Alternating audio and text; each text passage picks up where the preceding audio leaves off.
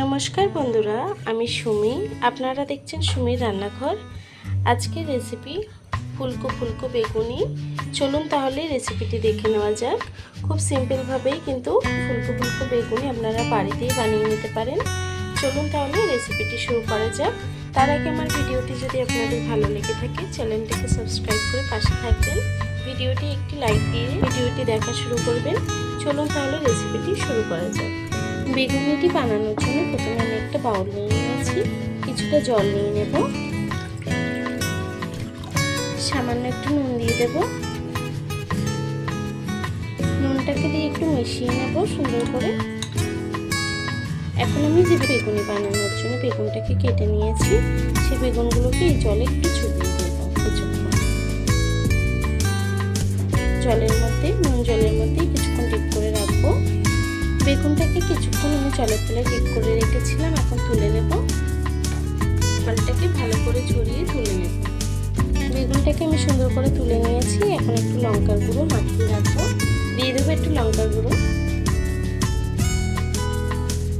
লঙ্কার গুঁড়োটাকে সুন্দর করে মাখিয়ে নেব।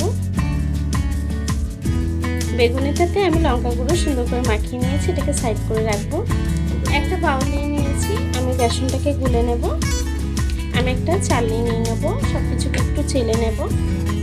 আমি 1 কাপ বেসন নিয়ে নেব, 2 চামচের মতো কর্নফ্লাওয়ার নিয়ে নেব, 4 চামচের মতো চালের গুঁড়ো নিয়ে নেব। সব কিছুকে সুন্দর করে চেলে নেব। বেসনটাকে সুন্দর করে চেলে নিয়েছি।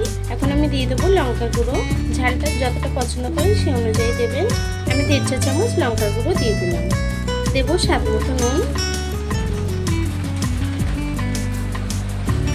সব কিছুকে সুন্দর করে মিশিয়ে নেব। এখন আমি অল্প অল্প জল দিয়ে সুন্দর একটি ব্যাটার বানিয়ে নেব। দেখুন ব্যাটারটা কিন্তু আমার হয়ে গেছে। এখন আমি বেগুনগুলোকে ভেজে নেব। চলুন, তেলটি গরম হয়ে গেছে। বেসনের মধ্যে বেগুনগুলোকে চুবিয়ে দিয়ে দেব। বেগুনগুলোকে সুন্দর করে ভেজে নেব। বাকি বেগুনগুলোকে একইভাবে ভেজে নেব।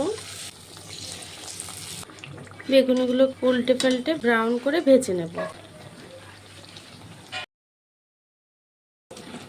বেগুনগুলো আমার ভাজা হয়ে গেছে। দেখুন বন্ধুরা, আমার বেগুনগুলো কিন্তু হয়ে গেছে। খুব সহজেই কিন্তু ফুলকো ফুলকো বেগুনি বাড়িতেই বানিয়ে নেওয়া যায়। ভিডিওটি কেমন হয়েছে কমেন্ট বক্সে জানাতে ভুলবেন না। ভিডিওটি যদি ভালো লেগে থাকে চ্যানেলটাকে সাবস্ক্রাইব করে পাশে থাকবেন। আর এতক্ষণ ধরে আমার ভিডিওটি দেখার জন্য আপনাদেরকে অসংখ্য ধন্যবাদ।